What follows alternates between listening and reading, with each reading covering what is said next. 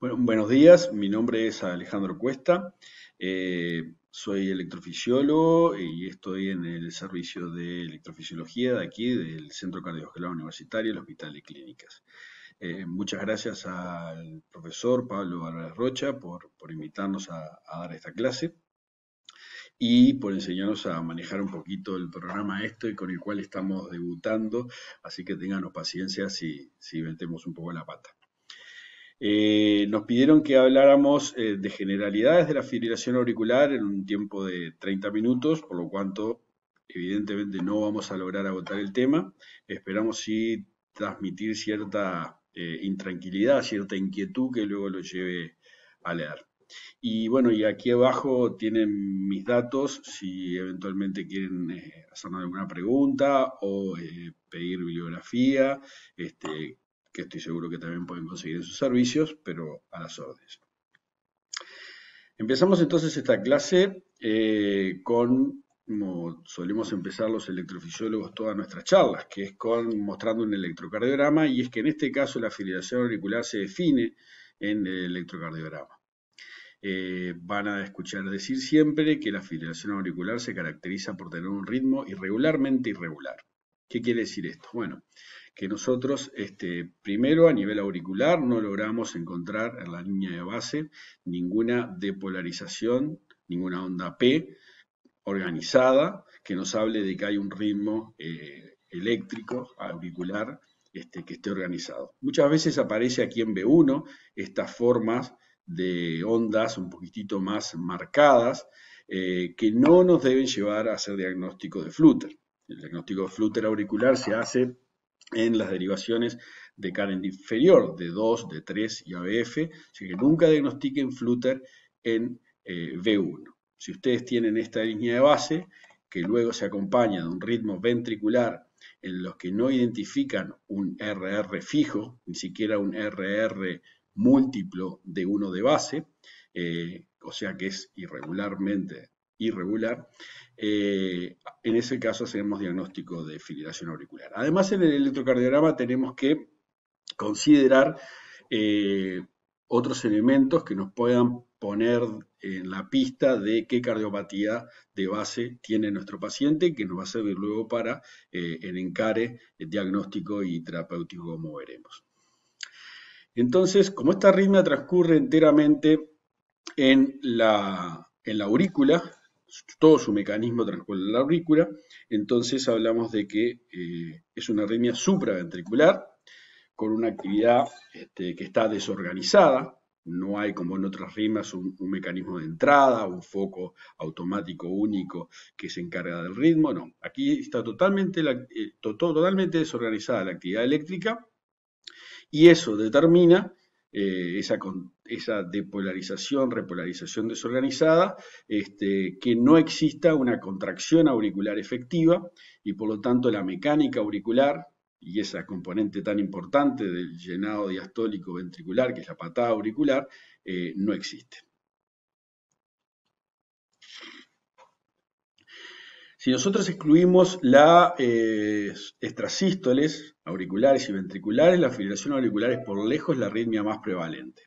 Uno de cada 100, uno de cada 200 personas que nosotros nos crucemos por la calle tiene fibrilación auricular. O sea que es algo con lo que ustedes se van a topar muy frecuentemente, casi les diría independientemente de qué rol vayan a jugar ustedes dentro del personal asistencial o si se desempeñan tanto en policlínica, en piso o en puerta. Se van a encontrar siempre con pacientes con fibrilación auricular. Si bien eso es verdad, la prevalencia varía mucho de acuerdo a factores de riesgo, algunos bien identificados. El género masculino tiene mayor riesgo de ocurrencia de fibrilación auricular, la raza blanca y la edad. Es una arritmia que claramente aumenta con la edad.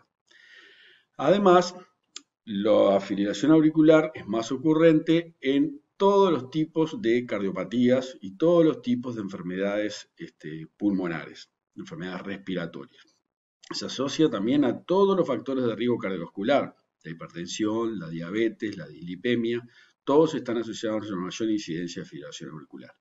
Quedan muy poquitos casos, que luego veremos, de pacientes con fibrilación auricular que solo tienen eso, sin ninguna otra causa estructural o aguda de base. Este es un histograma de frecuencia en Estados Unidos de cómo se van agrupando las pacientes con fibrilación auricular, que tiene este falso aspecto de curva normal, de curva gaussiana, y es porque de forma casi logarítmica la cantidad de pacientes con fibrilación auricular va aumentando con la edad para luego ir descendiendo con el final de la vida. Tengan esto presente, cuanto mayores, más riesgo de fibrilación auricular.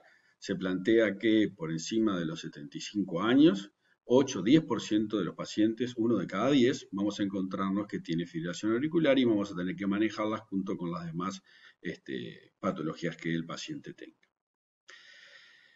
La importancia del género varía de acuerdo a la edad. Globalmente los hombres tenemos más fibrilación auricular que las mujeres, pero en las edades más avanzadas los pacientes por encima de 70 años tienden más a ser mujeres que hombres. ¿Cómo se puede presentar la arritmia? Bueno, se puede presentar desde totalmente asintomático hasta una descompensación aguda que ponga en riesgo la vida.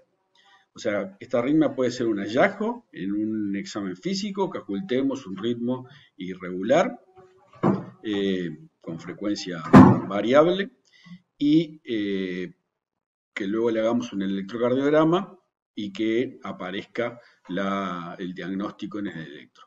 O incluso puede ser solo un diagnóstico en el electrocardiograma realizado por un control, por una ficha médica, por una valoración preoperatoria. Los síntomas dependen, la ocurrencia de síntomas depende de la irregularidad del ritmo, de la frecuencia cardíaca y de la cardiopatía de base que el paciente tenga. Y ahí puede ir desde palpitaciones, disminución de la capacidad funcional, hasta en determinadas cardiopatías y determinadas circunstancias puede haber deterioro grave de la función cardíaca, falla diastólica, falla sistólica, y ameritar conductas de emergencia. También puede presentarse como una taquimiocardiopatía, como enfermedad tromboembólica pura, y hablaremos algunas palabras respecto a la mortalidad. En cuanto a los síntomas, el síntoma por lejos más común de la fibrilación auricular son las palpitaciones. Los pacientes con fibrilación auricular, en cualquiera de sus formas de presentación, entre 50 y 70% tienen palpitaciones. Según la serie, según dónde se tomaron los pacientes de esa serie, 54%, 80, 86% tienen palpitaciones. El segundo síntoma en importancia es la disminución de su capacidad funcional, la disnea. Esto también es importante, también independientemente aparece tanto en las formas paroxísticas como en las permanentes y puede ser muchas veces el motivo de consulta de los pacientes. Los síntomas de bajo bastos no son raros, los mareos, la astenia no son raros, pero son menos frecuentes que las palpitaciones y la disnea. Y la presentación como síncope es muy poco frecuente y en realidad en general obedece a mecanismos más reflejos que de bajo gasto por la arritmia en sí. Dolores torácicos, náuseas, malestares digestivos, todos esos son síntomas que a veces obedecen o pueden ser explicados por la ocurrencia de fibrilación auricular. Pero quedémonos con palpitaciones y disminución de la clase funcional. Estos síntomas aparecen todos tanto en las formas paroxísticas como también en las formas persistentes y permanentes. Quizá en las formas paroxísticas, por su inicio y su fin brusco, sean más sintomáticas que las formas persistentes y permanentes, pero ambas lo son. Y además, las formas paroxísticas predomina el síntoma de palpitaciones en relación a la disminución de la clase funcional y a la inversa en las formas persistentes o permanentes predomina la disminución de la clase funcional. Nosotros hablamos de taquimiocardiopatía cuando ocurre que el corazón empieza a dar una dilatación global de cavidades y junto a ello una disminución de la función ventricular que no se asocia a otra etiología que nosotros podamos demostrar, y sí a la presencia de una arritmia rápida, sostenida en el tiempo, que se plantea en la causa de ese deterioro. No está bien definido cuánto tiempo tiene que estar un paciente en taquicardia ni cuánta frecuencia, pero digamos, pensemos en situaciones de por lo menos 3, 4, 5 días con la arritmia de forma permanente y con frecuencias de encima de los 140, 150 ciclos por minuto, como para nosotros plantear que esto, que la taquicardia en sí sea la causa del deterioro anatómico hemodinámico. Dentro de las causas de taquimiocardiopatía, la fibrilación auricular es la primera y seguramente la que está en la base por lo menos de la mitad de los casos de taquimiocardiopatía. A veces de forma aislada y más frecuentemente asociadas a otro tipo de cardiopatías estructurales, ya sea isquémica, dilatada o valvular. ¿Ah? Ese deterioro de las anatómico y funcional depende fundamentalmente de la frecuencia cardíaca más que de la desorganización del ritmo en sí que determine la fibrilación auricular. Y por lo tanto, en estos pacientes se apura más el control de frecuencia, que es lo que sí la mayoría de las veces se logra, que no el control de la arritmia en sí, que la cardioversión en sí. Controlada la frecuencia alcanza para, digamos, lograr que eso disminuya. Y esto es un gráfico en los cuales nosotros podemos tener de pacientes que se presentan en fibrilación auricular con deterioro de la función ventricular, controlamos la frecuencia, la función ventricular mejora, se inestabiliza, vuelve a caer, abandona la medicación, vuelve a caer, volvemos a medicar, internamos, vuelve a subir y así evoluciona digamos, en el tiempo, y esto de alguna manera, la mejoría con el tratamiento, la empeoría al abandonar y al aumentar la frecuencia, nos certifica que esta es la causa. En cuanto a la tromboembolia, esta es la principal complicación de la fibrilación auricular, la más temida, y sobre la cual, digamos, se debe pensar más cuando uno se enfrenta a un paciente con fibrilación auricular. Tengamos en cuenta que 15%, 20%, 1 de cada 5 de los accidentes vasculares, encefálicos, isquémicos, los ataques cerebrales isquémicos, ocurren en pacientes con fibrilación auricular. Son cardioembolias a partir de coágulos que se formaron en la aurícula izquierda en pacientes con fibrilación auricular. Y bueno, ustedes saben la importancia, digamos, sobre la mortalidad que estos eventos tienen. Un paciente con fibrilación auricular, globalmente considerado, tiene un riesgo de en torno al 5%, población global, de tener un accidente, un ataque cerebrovascular embólico en cada año. Liberado a su evolución, 5% anual, globalmente considerada la población de riesgo tromboembólico. Esto aumenta con algunos factores que ahora veremos. Por supuesto que la edad es una de las principales y particularmente se excluye por su altísimo riesgo la patología reumática, la patología mitral, reumática, la estenosis, ya sea ya tratada con la sustitución valvular mecánica o no. La patología reumática es considerada dentro de lo que es la estratificación del riesgo tromboembólico como una entidad totalmente aparte, por su altísimo riesgo y además porque algunas de las drogas que actualmente utilizamos no deben ser utilizadas en ese contexto. La otra particularidad que tiene la cardioembolia por causa de fibrilación auricular es que la enorme mayoría son cerebrales. El 90% de las embolias en fibrilación auricular son cerebrales y además son embolias graves. Solo la mitad de ellas son leves, ¿ah? Las demás son moderadas, severas y tienen una mortalidad del 10%. O sea que no solo son una causa importante de ACV, sino que además son causa de los ACV más graves que podemos ver en la clínica. Es por eso que el principal elemento al analizar a la hora del tratamiento es resolver o no la anticoagulación del paciente. Hay criterios definidos, hay muchos criterios definidos para resolver esto y scores que ustedes pueden encontrar por allí y tomar. Globalmente hay un acuerdo de considerar estos dos. El CHA2-VASc, que se llama, y el HAS-BLED, porque nosotros debemos balancear el riesgo tromboembólico con el riesgo que tienen estos pacientes desangrados.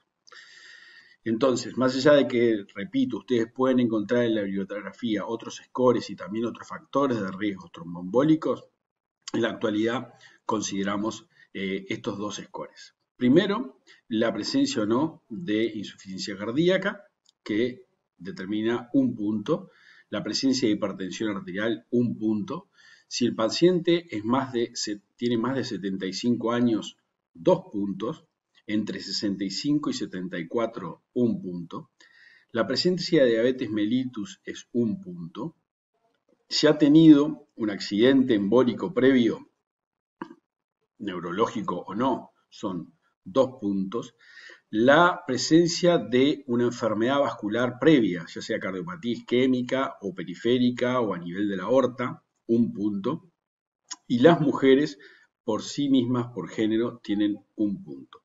En principio, cualquier paciente con un score de 2 o más tiene indicación formal de anticoagulación si su riesgo de sangrados no lo inhabilita. Y este es el score que se utiliza para evaluar el riesgo de sangrados, en el cual se va a considerar que tiene un riesgo de sangrado alto si es de 3 o más puntos de lo que aquí se suma. Tengamos en mente, tengamos en cuenta que muchos de los factores que se consideran en el score HAS-BLED para establecer el riesgo de sangrados son los mismos que se consideran como riesgo embólico. Por ejemplo, la hipertensión arterial, por ejemplo, la edad. Nosotros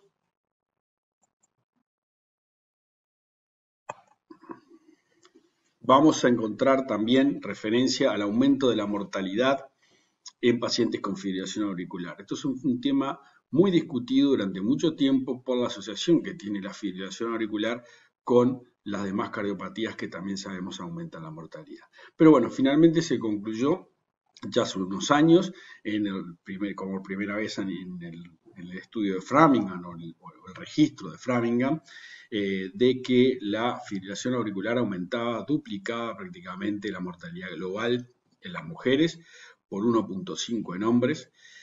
Hay otros estudios que lo llevan a una cifra mayor. Podemos quedarnos con que globalmente la fibrilación auricular aumenta de forma independiente por 2 la mortalidad global. Esto en números de riesgo relativo parece muy alto, en la práctica de números absolutos es bajo. Pero sí es verdad y está demostrado que la fibrilación auricular por sí misma es un factor que aumenta la mortalidad. ¿Cuál es la fisiopatología de la fibrilación auricular? Bueno, en realidad inicialmente sobre esto hubo mucho debate y ahora estamos más en el concepto de que las fibrilaciones auriculares no son una, son muchas, se intrincan los mecanismos y probablemente se pase de etapas iniciales en que los mecanismos son más simples a etapas posteriores en que los mecanismos son más complejos. Nosotros debemos saber, y luego les voy a mostrar de qué forma elegante se enseñó esto, de que la propia fibrilación auricular determina alteraciones a nivel de la conducción, a nivel de las propiedades eléctricas de la aurícula, que determinan su perpetuación, su permanencia y a su vez determinan por sí mismas alteraciones anatómicas, de manera que en los pacientes con fibrilación auricular nos vamos moviendo de aurículas que están, digamos, más sanas, con episodios más cortos, fibrilación auricular paroxística, con problemas más localizados, más focales, a aurículas cada vez más enfermas, más dilatadas, más fibróticas, con fibrilación auricular más permanente, hasta que, digamos, se abandonan en esa condición. Aquí lo que se hablaba, primero se encontró, se hablaba de focos, puntos, de los cuales, mediante disparos rápidos, se lograba la desorganización de toda la aurícula. Hacían esta estimulación rápida, determinaba cambios a nivel de los periodos refractarios, hiperexcitabilidad de toda la aurícula, que la desorganizaban y ocasionaban la fibrilación auricular. Luego, en algunos tipos de pacientes también se encontraban circuitos ya más organizados, más reentrantes, a partir de los cuales se desorganizaba toda la actividad eléctrica auricular, y hasta, como le decía, la situación en que hay múltiples circuitos de reentrada, tanto en la aurícula izquierda como en la aurícula derecha, que son la causa. Estos, lejos de ser en este momento modelos que se contraponen, en realidad son complementarios, como les explicaba antes. Este experimento muy elegante, en el cual en perros se estimulaba rápidamente la aurícula con burst, que nosotros llamamos, y cuando los bursts eran de poca duración determinaban episodios de fibrilación auricular más corta, y a medida que nosotros íbamos alargando los bursts de estimulación, los periodos de fibrilación eran más largas, hasta que, digamos, lográbamos tener fibrilaciones auriculares sostenidas. El concepto es que la fibrilación auricular mantiene o genera fibrilación auricular. Y es por eso que la idea de que los pacientes que nosotros queremos mantener en ritmo sinusal, cuanto antes actuemos, sería mejor. Cuando nosotros pensamos que en realidad el problema es un problema, empezamos acá desde abajo, un problema estrictamente focal, bueno, podemos pensar en un tratamiento que sea totalmente focal. Eventualmente, si nosotros logramos eliminar este foco de forma farmacológica o de forma con ablación, podemos curar la FA. Si hay circuitos, lo mismo, pero aquí ya uno más tentador de iniciar con fármacos antes, y en cambio ya cuando hay múltiples circuitos de reentrada, ya aquí tendría menos lugar los procedimientos invasivos y más eventualmente el tratamiento arrítmico, en la eventualidad que nosotros apostemos a mantener el ritmo sinusal. Además de tener o no tener ritmo sinusal, y de eso depende, digamos, lo segundo importancia luego de la anticoagulación es la conducción auriculoventricular. O sea, cuántos de los latidos o que llegan al nodo auriculoventricular logran efectivamente luego llegar al ventrículo, que es lo que habíamos dicho ya, deteriora mayormente la hemodinamia de los pacientes y determina los síntomas.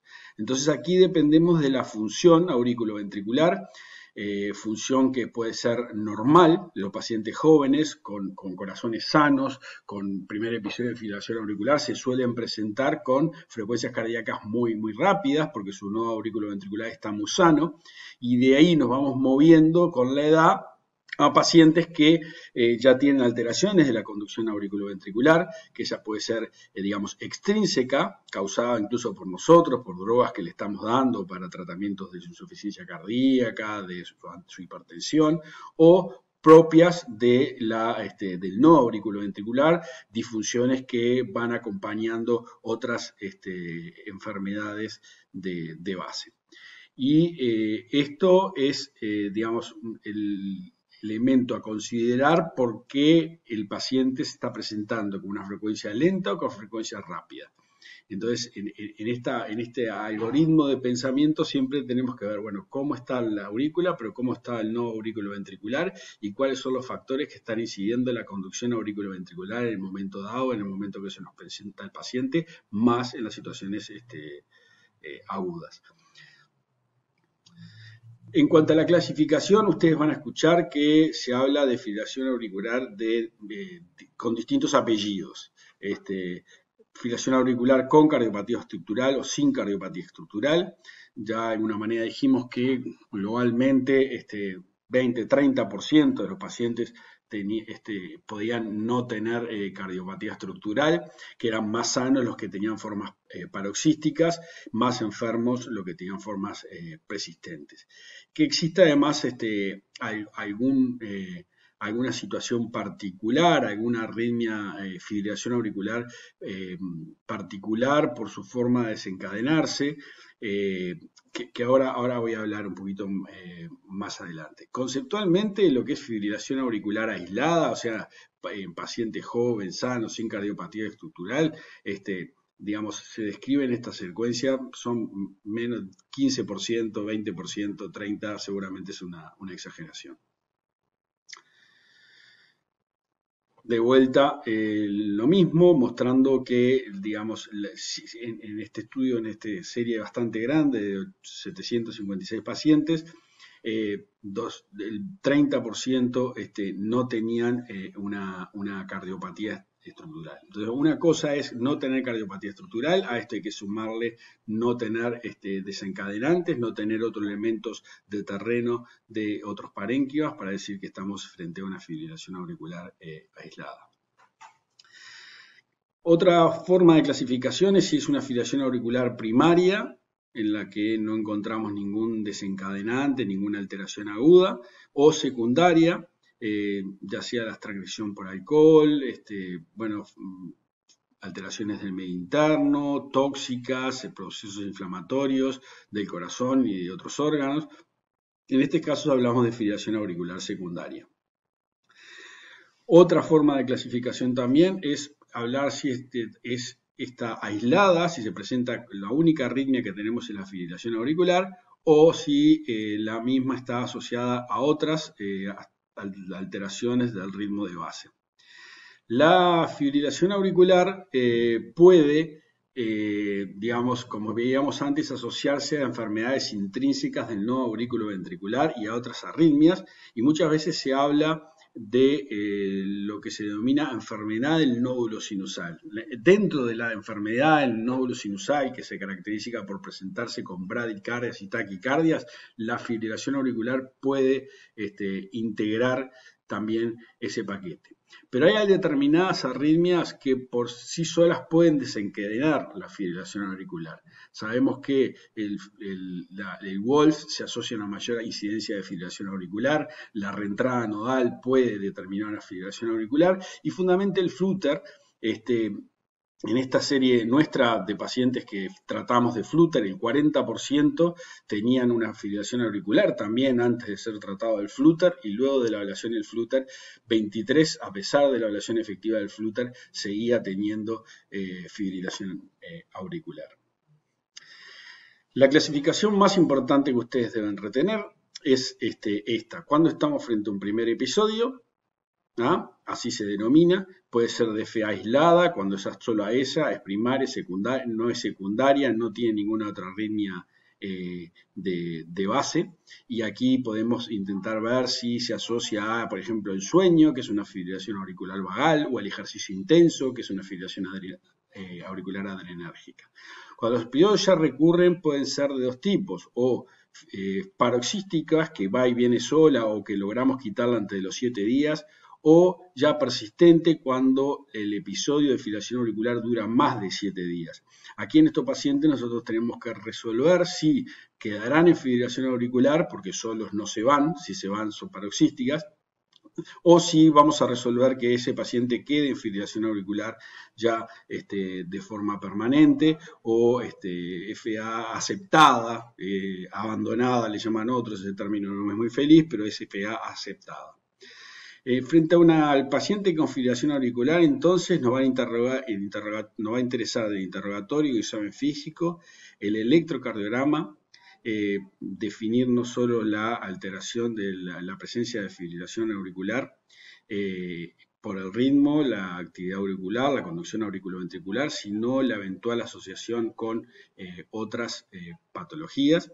La placa de tórax, de la cual también nos interesa para ver en qué terreno estamos operando.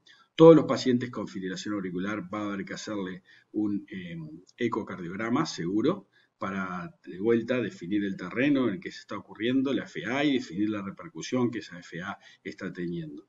Pero además vamos a pedir rutinas, hormonas tiroideas. La utilidad de Holter va a ser solo, en principio, cuando queramos evaluar el control de la frecuencia cardíaca, lo mismo que la ergometría, y es muy muy raro que tengamos que pedir un estudio electrofisiológico en un paciente solo por la fibrilación auricular. El estudio electrofisiológico solo tiene muy poquitas indicaciones cuando se estudian los síndromes bradicardia, taquicardia, y esto es en pacientes en general con síncope, sino sí cuando tenemos la sospecha clínica de que hay una arritmia primaria que está desencadenando la fibrilación auricular, por ejemplo, una reentrada nodal, un flutter, y si no, cuando en aquel grupo seleccionado de pacientes, de los cuales no vamos a abordar ahora, pero en los que nos planteamos como estrategia para el control del ritmo cardíaco, hacer la ablación de la fibrilación auricular.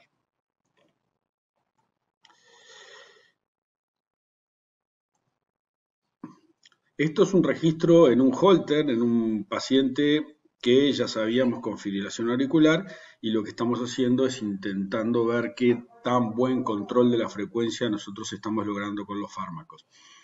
Tuvimos la suerte de pescarlo aquí cuando iniciaba el episodio. Fíjense que luego de nuestra sístole auricular, muy precoz, que desorganiza la actividad eléctrica de la aurícula, se genera la fibrilación auricular. Y en el histograma de la frecuencia cardíaca, los latido a latido, ve como aquí viene la frecuencia más o menos estabilizada, acá empieza un rango de dispersión muy muy grande debido a esta justamente irregular del ritmo de la fibrilación. Entonces nosotros luego de que necesariamente tuvimos que ir muy rápido de la clínica y de la paraclínica, digamos, no invasiva, tenemos que concluir no solo el diagnóstico de fibrilación auricular, sino también hablar de fibrilación auricular, el tipo clínico evolutivo, o sea, si es un primer episodio, si es una paroxística, si es una persistente o si es una permanente porque su médico tratante ya resolvió abandonar la fibrilación auricular. Un comentario que me olvidé de hacer.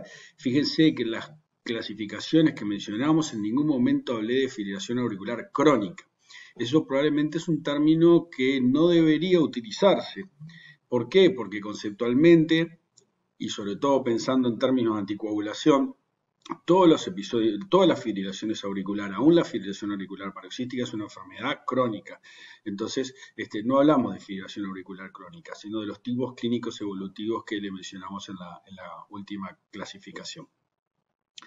El tiempo de evolución de esa arritmia, y aquí nos va a interesar particularmente saber si el episodio lleva más de 24 o 48 horas. Esto, digamos, nos ayuda a resolver si podemos hacerle una cardioversión en caso de que consideremos indicada. Debemos saber que ya con fibrilación auricular de más de 48 horas tenemos que pensar que se pueden haber generado trombos y por lo tanto no estaríamos en principio habilitados a ir a una cardioversión. ¿Cuáles son los síntomas y la afectación de la calidad de vida que tiene el paciente? Aquí radica mucho el resolver o no terapias más agresivas. Tengamos en cuenta que la arritmia es una arritmia que tiene riesgos que relativos pueden ser altos, pero en números absolutos son bajos. Entonces la agresividad de nuestro tratamiento se funda fundamentalmente en los síntomas y en la afectación de la calidad de vida que tenga ese paciente. ¿En qué cardiopatía de base asienta? Y agregaría en qué paciente asienta, o sea, la parte respiratoria importa muchísimo también. Hay muchas cosas que quedan en la base, pero por ejemplo, algo que está, digamos que hoy sabemos que afecta mucho es la presencia del síndrome de apnea obstructiva del sueño, algo que debe ser investigado. Si hay una causa primaria o desencadenante, esto sobre todo en las formas de presentación aguda, y a qué complicaciones estamos asistiendo, de las cuales las más importantes ya de alguna manera las hemos mencionado. Esto es un típico paciente de puerta de emergencia con una fibrilación auricular, con una baja tasa de bloqueo, que vemos que la frecuencia cardíaca es muy rápida, este paciente estaba asintomático, pero además podemos ver que hay elementos de hipertrofia ventricular, quizás hay que estudiar si no hay elementos de isquemia, o sea que del electro hay que sacarle mucho más jugo que el solo diagnóstico de fibrilación auricular. Lo mismo cuando se presenta lento, esto es una fibrilación auricular, también de vuelta en línea de base, en lo que no podemos distinguir, B1 con esas estas irregularidades, pero que no son flutter, esas RR bien irregulares, o sea, tenemos fibrilación auricular, pero en ese contexto aparece este ritmo regular ancho, que evidentemente es de otro origen y que habrá que analizar a ver de vuelta qué terreno, qué cardiopatía tiene este paciente que tiene la fibrilación auricular y que tiene esta fibrilación auricular que se presenta de esta manera tan mala.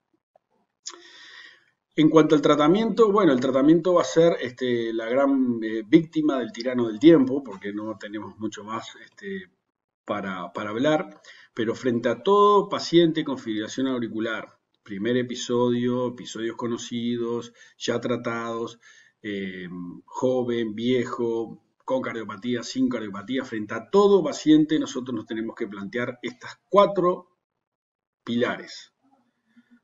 Uno es el control de factores desencadenantes, agudos, crónicos, cardiopatías de base, enfermedades respiratorias. Otro es el control de la frecuencia ventricular, en más o en menos, según si nos está presentando con frecuencias altas o frecuencias bajas. La anticoagulación. Y por último, plantearnos si este paciente vamos a intentar revertirlo porque queremos ir a una estrategia del control del ritmo. O sea que lo más importante es el terreno, controlar la frecuencia, ver si hay que anticoagularlo o no. Y último término, resolver si es un paciente que nos parece podemos intentar mantenerle el ritmo sinusal. Sobre esto hay mucho para decir.